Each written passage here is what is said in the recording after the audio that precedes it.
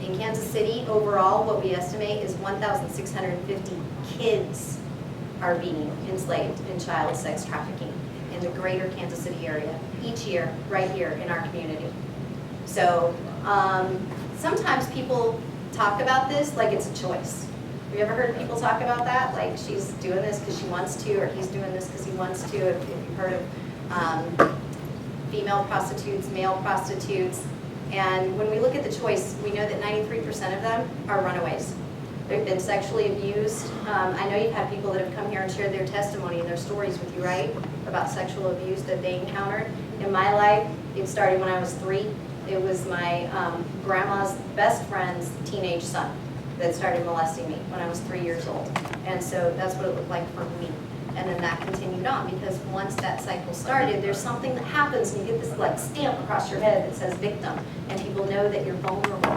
And so I had a lot of exploitation that happened in my life, so I care very deeply about this and what happens. 2/3 of the people that are pulled into domestic slave labor or child sex trafficking are recruited by someone close to them. 11% it's family members, 19% by friends, and 29% by boyfriends.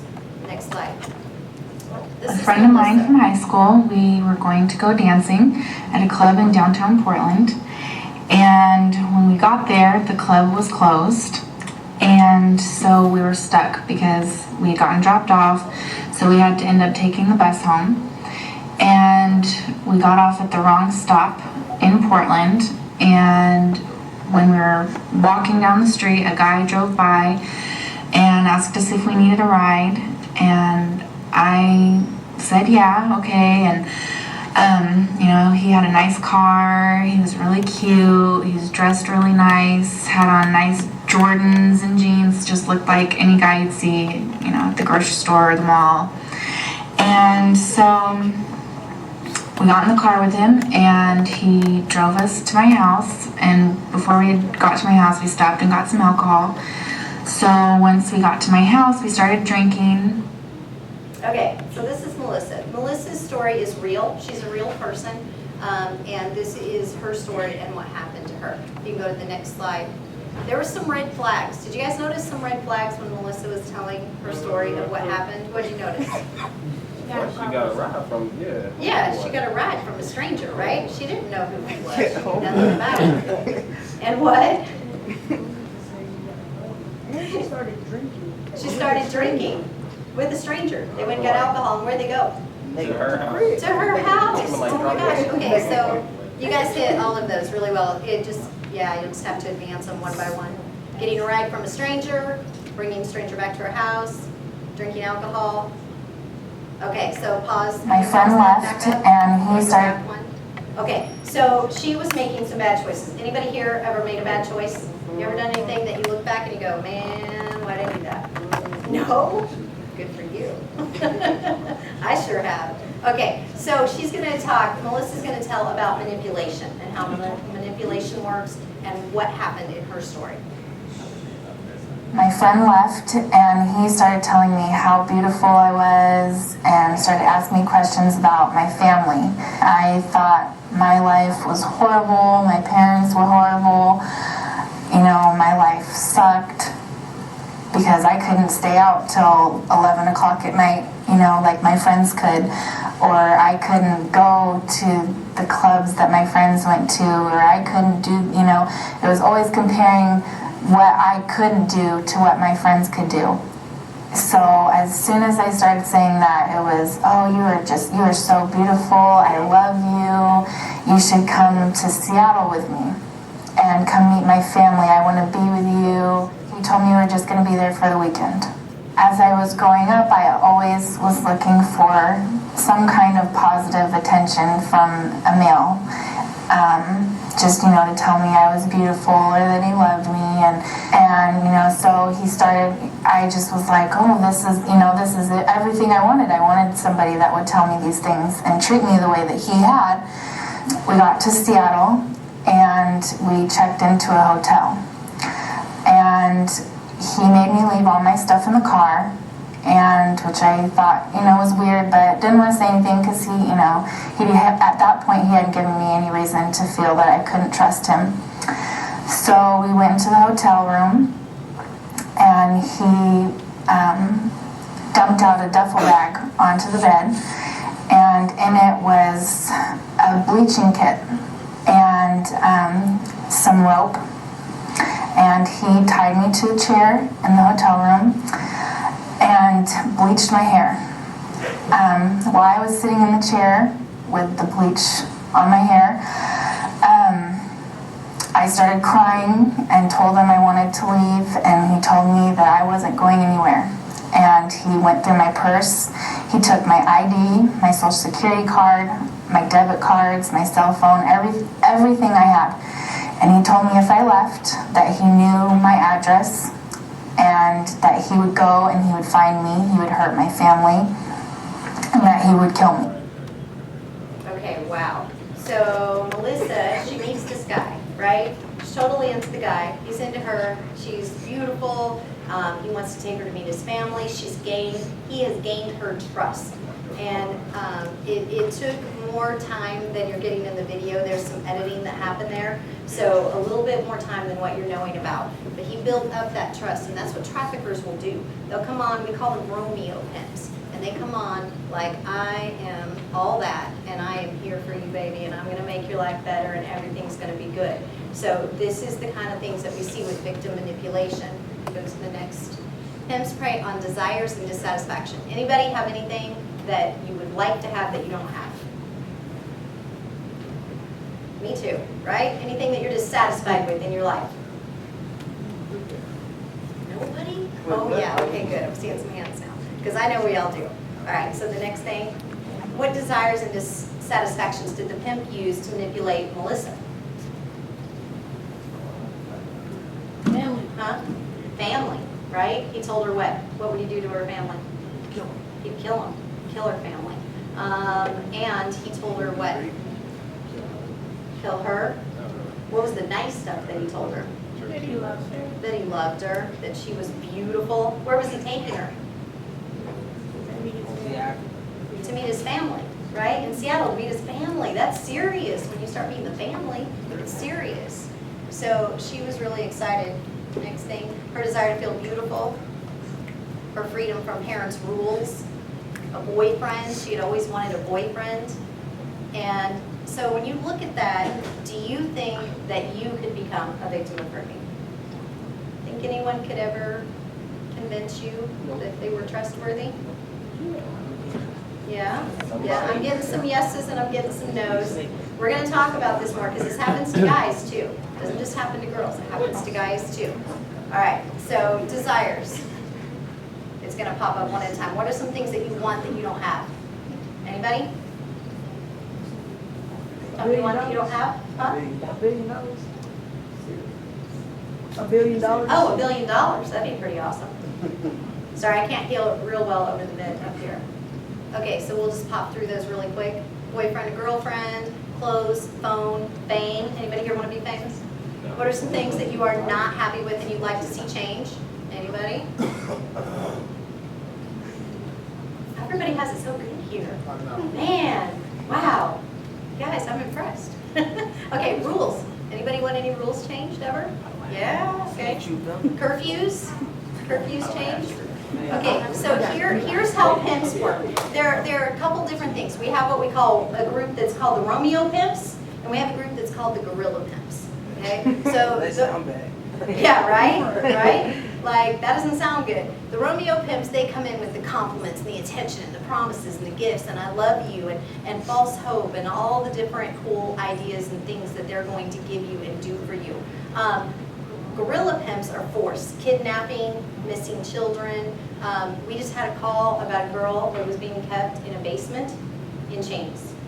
The FBI had to locate her and rescue her from that situation. Sometimes victims are lured in by somebody that they trust and they don't want to be rescued because that's their man, that's their woman. You don't understand. You're messing with me and it's not okay. And I'm in love with that person and you don't understand what's happening here. They don't want to be rescued. They feel like you're taking them away from the only person that loves them because they get a lot of what's called trauma bonding. So there are some characteristics of what it can look like to be high risk. If you are often hungry, if you're transient, moving around a lot, if you're on the streets, if you're couch surfing, if you're into addictions, if you are in a poverty-stricken home, if there are mental deficiencies, sexual, physical abuse, being left behind in the education system, needing somebody to protect, love you, if you want to survive, having an unstable home life, that was my situation. Parent-child conflict, depression, lowest self-esteem, self-worth, involvement in the justice juvenile system, CPS, or foster care. One of the girls that we work with, she was in foster care and she was pregnant. And they were at a group home is what she lived in, and there was a park nearby, and they'd go to this park and they'd hang out. Well, there were spotters there, and I'm going to talk more about spotters later. There was a spotter there looking for people that were vulnerable. They wanted to find somebody that they could pull in.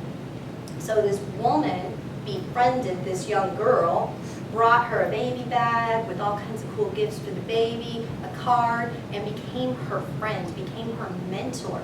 She was the first time this girl had ever received a handwritten card in her life. She had never had anyone care about her the way that this woman did. And this woman came in and made her feel safe and protected and was like her mama for her. And she loved her and she cared about her. And she said, you know what? She said, you don't need to be over here in this foster home, baby girl. You need to come with me. You need to come over here. I have a family. You can come live with us. We're going to take care of you. You're going to get rid of the state and you're not going to mess with them anymore. So she packed up her stuff. She brought it, in a backpack to the park and snuck away with the woman. The woman took her in to meet the family. She was promptly gang raped. They call that breaking in or seasoning. And she was initiated into the family before she started being sold for profit. Okay? So this woman took months building her trust. It wasn't some guy coming in trying to lure her, right? It was a woman coming in, being her friend, being her mentor. So there are a lot of different ways that this looks. It's not just one thing, and it's not easy. Gave me some clothes to wear, which was a real short skirt and a tank top and some heels. And he put me out on the street and told me not to come back till I had money. I was scared. I was crying. I feel like I was brainwashed in a way. I had a quota that I had to make every night. Then all that money goes to them. Every single penny. You do not carry any money on you ever. And if they find money, because they will search you when you come home, if you are hiding money, you get beat up. You get burned. Anything. Beat with bats, crowbars, anything. So needless to say, I was beat on a daily basis for about a month. In the process of this, I was raped multiple times. I've been held at gunpoint. I've been shoved into trunks of cars and kidnapped by other pimps. Had pimps try to run me over. Anything that you could imagine that would be your worst nightmare of anything that could happen to you, it happened. Okay. So lots of bad things were happening to Melissa. What did the pimp use to keep control of Melissa? Abuse, primarily abuse. But in the meantime, it's I love you, baby. I love you, baby. I'm sorry. I have to do this. We actually have a victim that she was so messed up. She was so traumatized and so trauma bonded with her pimp that when he stopped beating her up and was beating up the newer girls, she felt like she needed to do something to make him beat her up so that she would know he still loved her. Because in her mind, he's not beating me up anymore, he must not care or love me anymore. That's how messed up it can get when people start getting in deep to this. It's called trauma bonding, maybe Stockholm Syndrome, something that you've heard of before. I don't know which way you've heard it, but it's just when you really bond with the person that's causing you harm. So they use fear, they use emotional, psychological, physical abuse, false sense of security, like they're the only person that can help you. Is that the life that Melissa was promised? No. You guys, seriously, we have over 1,000 victims every year right here in Kansas City. And these are people who thought that they could never fall victim to this, but they do. For every one that we find, there are 100 that we don't find, that we don't know about. So that's why I want to be here and talk to you tonight, because this is a big deal. Why do they stay? Often babies. We see this all the time. The pimp becomes the baby daddy, and now they have a baby together, and now they're a family. And I don't want to leave my family, and I don't want to risk my baby. And that baby will be kept by someone in their care while mama's out on the street earning the keep for the family. And if she doesn't come back with what she's supposed to, baby's going to get hurt. Okay? There's a lot of bad things that happen. Shame, self-blame. Because when people get pulled into this, they feel really stupid. Like, what the heck? How did I get here? How did I end up in this situation? They are so filled with shame that they don't know how to get away from it. In my story, when I was 14, I met this awesome guy. He was grounded from his car. He was 16. He was having to ride the bus. He became my boyfriend. I thought everything was going to be really cool, all the things that had happened bad in my life, you know, that now this was like my guy and this was going to be great. And he told me after he got his car, he wanted to come over and spend some time with me while my parents weren't there, because we never really got to talk or hang out. So while my mom was gone, I called him and I had him come over, and he raped me. And when I was telling him no, he told me, girls like you don't get to say no. And I believed that lie for a long time. And I did not tell anybody what happened to me until I was an adult and I had my own children. And I started really being concerned about what might happen to my children if I didn't speak up, and what might happen to other children. And I became a foster parent, started bringing in kids that had gone through similar situations. So it's out there, it happens, and shame is a big, big part of what happens.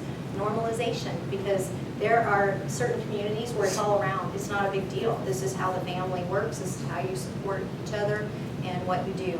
Drug addiction. That goes both ways. Sometimes somebody will get drug addicted and then they're being sold and prostituted to feed their addiction. Most often they are exploited. They're pulled into this life of being sold, and the drugs are used to medicate the pain that they're going through psychologically and physically. And the pimps know if they can get their people addicted to drugs, they will have a lot more control over them. We have worked with 2 victims recently that were forced drugs. Drugs were forced on them. They did not want to take them, but it was forced because they knew that they would have better control over them. Self-identification. This is who I am. I'm no better than this. I don't deserve anything more. Traumatic bonding, trauma bonding, like we talked about. I'm in love with this person. This is my girlfriend. This is my boyfriend. You don't understand. And belief in the false promises.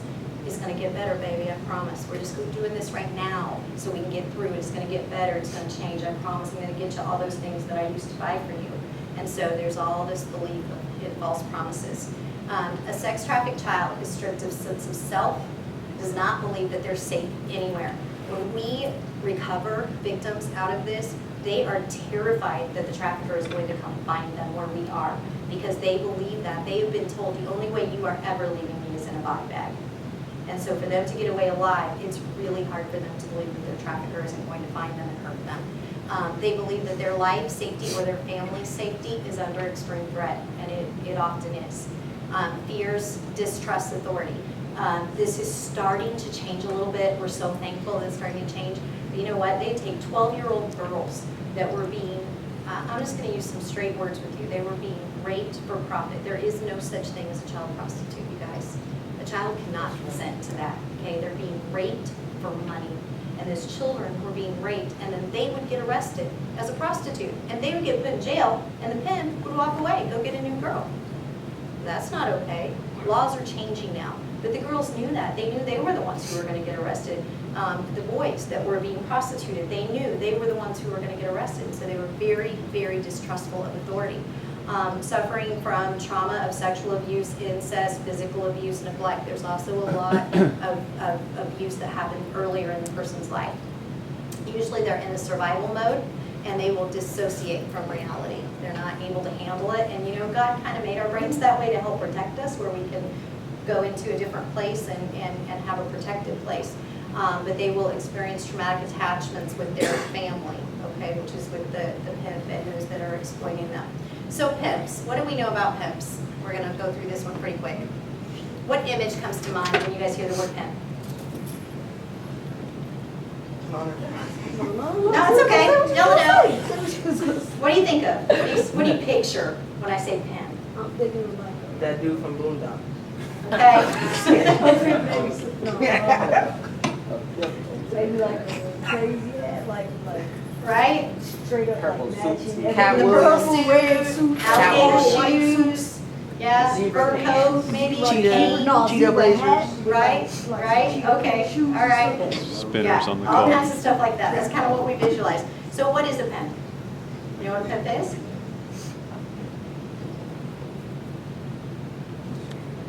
Anybody? Somebody that sells somebody else, right, for sex. Okay, so if we look at these pictures, which one do you think is the pimp? That buggy. That's a rodeo. Yeah, Bishop Robot. That reminds me of All right. Anybody else have a different answer? All over. Top left corner, guy in the white Peter shirt. Yeah. That dude right here. Dude, yeah, that's who people think. All right, so let's go to the next slide. I Let's hear what grew Melissa up very says about sheltered, pimps. so I thought pimps were, only things that you see in movies, and they weren't real. Or if they were, they walked around in suits and alligator shoes and big hats and a cane, and that's not what it is. It could be somebody that you see at the grocery store. It could be somebody that you see on the bus, at the mall. They're dressed just like your friends would be dressed. They don't necessarily dress like that. They wear Jordans, Nikes, any kind of tennis shoes. They wear jeans, t-shirts, hat, they look like anybody else. So it can happen to you, and you have to be very aware of what's going on around you at all times. They will ask you all kinds of questions about your family, your friends, what kind of things you like to do, what you don't like, what your rules are like at home, And so then from that point, they go into, well, if you come with me, you don't have to do that. Or I would never do that to you. I would never treat you that way. They're gonna build that bond to where they make you feel comfortable, and then that's when they're gonna tell you, okay, well, since I'm doing all of this for you, this is what you need to do for me. They notice your weaknesses, and that's what they prey on. Yeah, there's this big legal definition of human trafficking, but the main thing you need to know that it boils down to is it's the exploitation of vulnerability. If you have a vulnerability in your life, there's a possibility that if you're not keeping your eyes open and looking for those red flags, somebody could exploit that vulnerability. Okay, we want to make sure that every one of you that are sitting in this room don't have that happen, that you have a safe story to share. So in our culture now, we see pimping and prostitution glamorized all the time. Snoop Dogg, he came out with an article about being a pimp. He didn't get arrested, nothing happened to him, no big deal. Current TV shows, they're talking about it, and we're using the word pimp now to mean cool, like pimp my ride, right? Pimp my, what is that one? It's not right. Yeah, pimp my ride. I can't That's remember the other sure. one. Yeah. Hey, that's But for sure. all kinds of How you things put like that. that? So it's being glamorized and the definition is being changed. NBA, if anybody follows Alvin Robertson, he was accused of sex trafficking. Okay, so it's not just like people that you don't see in the spotlight. Even people that are in the spotlight are doing the trafficking. They're exploiting people. This one is a mother. She tried to sell her daughter, age 4, for sex to a man that she met online for a prostitution ad.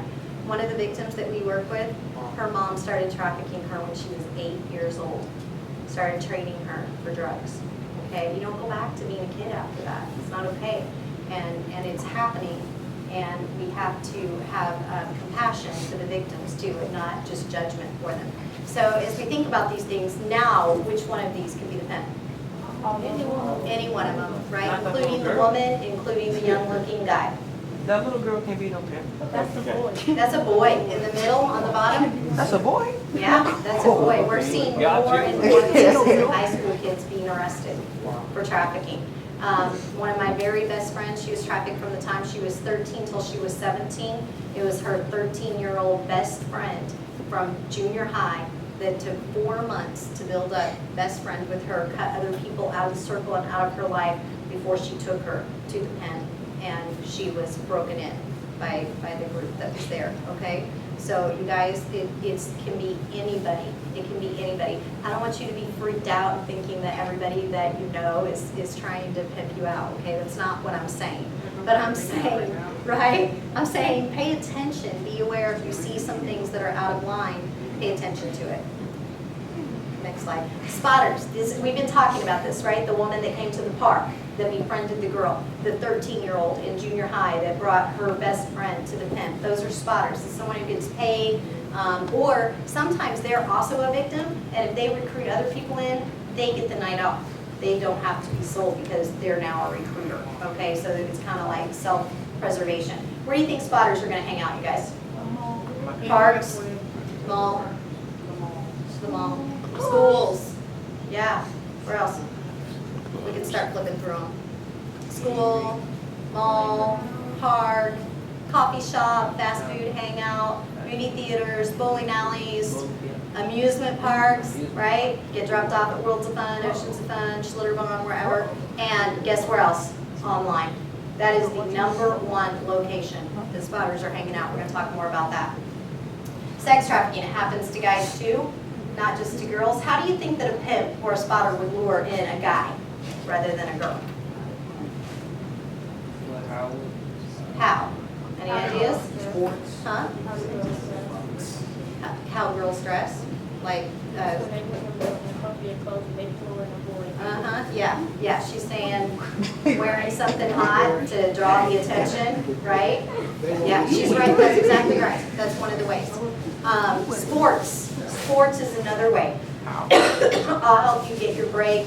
I'll help you get into the music that you want to. If you want to be a rapper, you want to be a singer, I'll help you get there. You want to be a model, I'll help you get there. Your mom can't afford college and your dad's gone, I'll pay for college for you. I'll be your friend. Let's go for a ride in my nice car. Let's go hang out. Let's go watch some videos. I have to grab some water. Okay, next slide. Next. We're not going to go through this. We don't have time. It's scenarios of like, what would you do in different situations? I'll make copies and give it to Pastor Ray so that you all can go through them and talk about what you might do in the different situations. Internet dangers. Anyone ever told you the internet's dangerous? Yes, all the time, right? Okay, internet can be really awesome. Internet can also be really, really dangerous. How do you think pimps can use the internet for child sex trafficking? Huh? Facebook. Yeah. The internet really I'm is a gonna great tool probably for have what you it skip gets that to just use. because of time. The internet This is a detective, and she's talking about the realities, and I can share some of these videos, but I do want to be respectful of the time that we have tonight. Social networking. This is huge. How many of you guys are on some kind of social network or multiple social networks on the internet? Okay. So don't accept just anyone.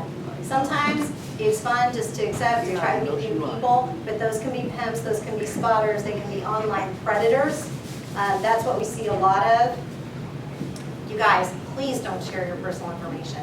I see all the time kids that'll say like, hey man, I'm bored, hit me up, and they put their cell phone number out public on a social media platform, okay? Anybody can call that, anybody can start texting you. So please, please, please, please, please don't share your personal information. There was a girl who posted a picture and says, hey, my granny really does keep money under the mattress. Guess what happened the next day? They got robbed. All the money was stolen. No more money under the mattress. Okay? Your pictures, if you do not know how to adjust the settings on your phone, it will stamp it with time, date, and location. All somebody has to do is click on properties. They can pull up right where you are. So make sure that you Google that you know how to turn that off on your phone.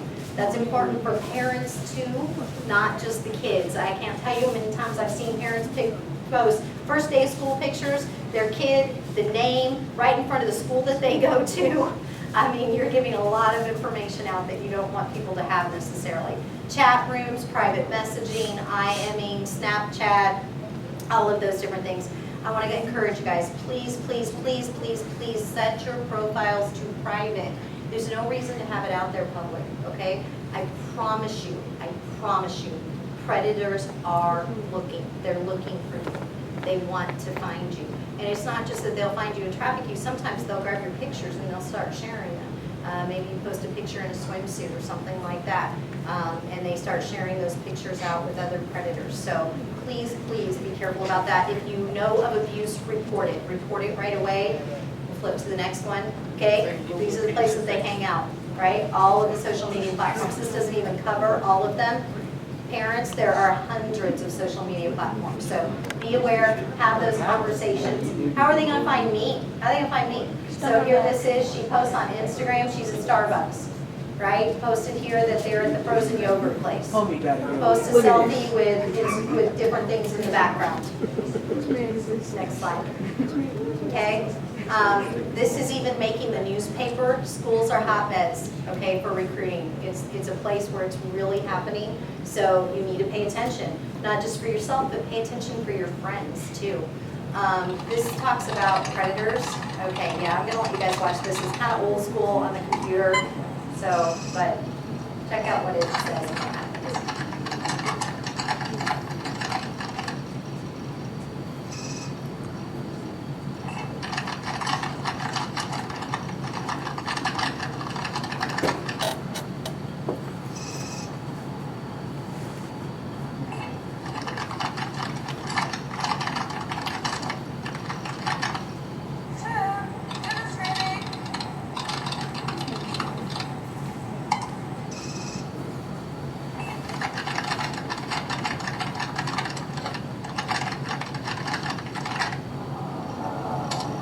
You've seen what's on his screen.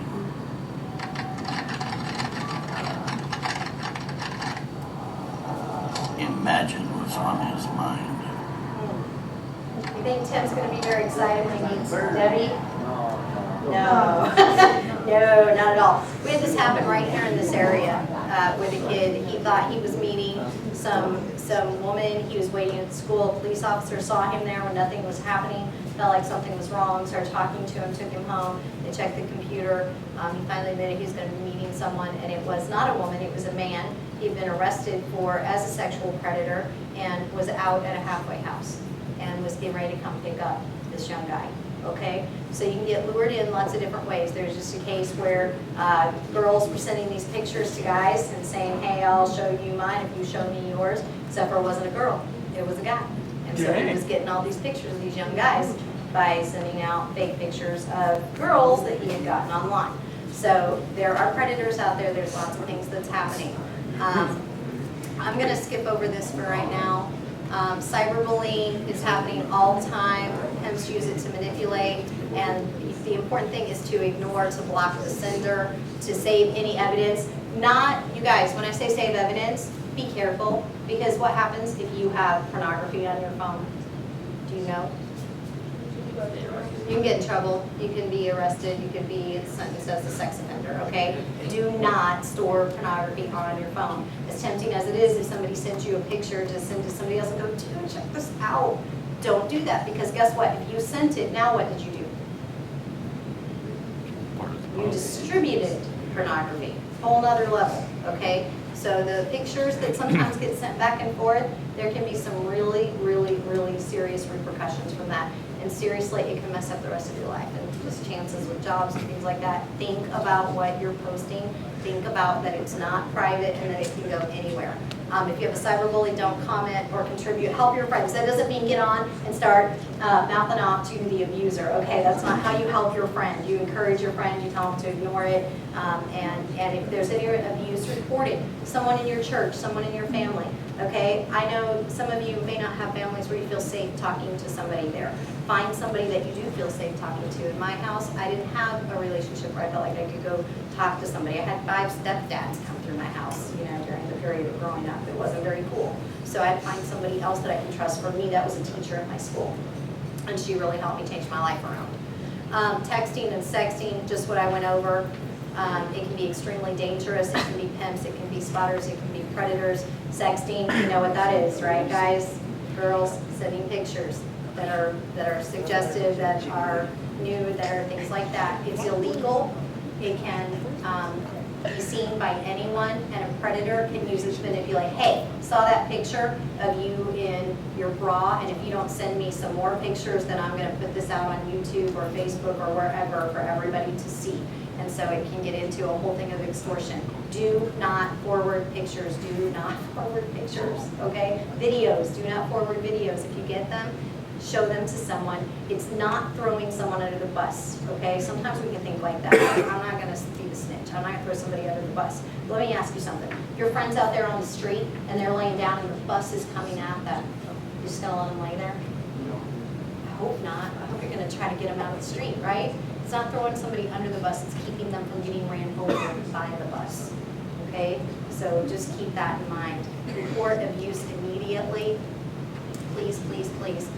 This is a case that's happening right now. This guy, I can't read it with my glasses from that far. He hundreds and hundreds and hundreds of 13 to 18-year-olds that he extorted for pictures. He said that he came onto their computers, that he took pictures and he had them. If they didn't send him more, he was going to make them public. He didn't even have pictures to begin with until he started sending them because they were so afraid of what he was going to do to them. This is from July. I was made to think. Through that video. This was about do the police care?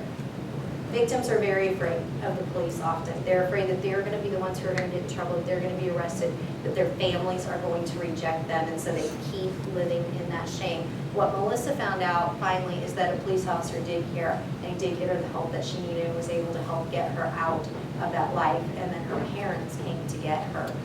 So what I want you to know is some really important, valuable truths, that there's always danger when you're looking at like running away. Is it going? There we go. We'll go pretty fast.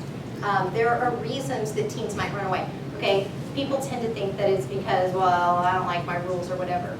There are some serious reasons to run away. I know some people that have run away for really good reasons. My friend that started being sold by her mama when she was 8 years old, she had a really good reason to run away.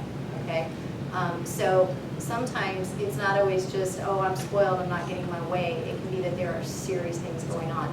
But when you run away, what you need to know and what you want to share with your friends is that there are things that they're going to need. They're still going to need food. They're still going to need clothing. They're still going to need a place to stay. And so traffickers can take advantage of that. So there is a number. If you're ever thinking about running away, it's easy to remember. Or if you have a friend that's talking about running away, they can call and get resources and get help. Nobody's going to turn them into the police. Nobody's going to call their parents. They're going to give them some resources to help them get through what they're going through and a place that they can go to be safe. It's 1-800-RUNAWAY. Really easy to remember, 1-800-RUNAWAY. A victim's true word. I did not bring it with me tonight. I have no cash with me at all. About a $20 bill up here. Who would want it? Yeah, okay. If I wad it up and I spin on it a little bit and I stomp on it with my shoes, you still want it, right? Why? Because it's money. Because it's still 20 bucks, right? It's still the same value. And that is what I want everybody to walk away from this with. The value that you were created with, you were created in God's image. There is nothing you can do, there's nothing that can be done to you that can change your value. So please, please, please, if you hear nothing else that I said tonight, hold on to that. Know that you are valuable and you are precious. And stay safe, make good choices. I know that I'm out of time for tonight, but I am so thankful to be here with you, and I hope that there were some good things that you learned here tonight. Thank you.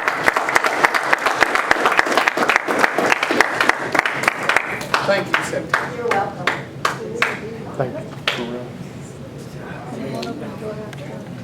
You know, the reason that I wanted September to come is because I think that all too often we can be naive.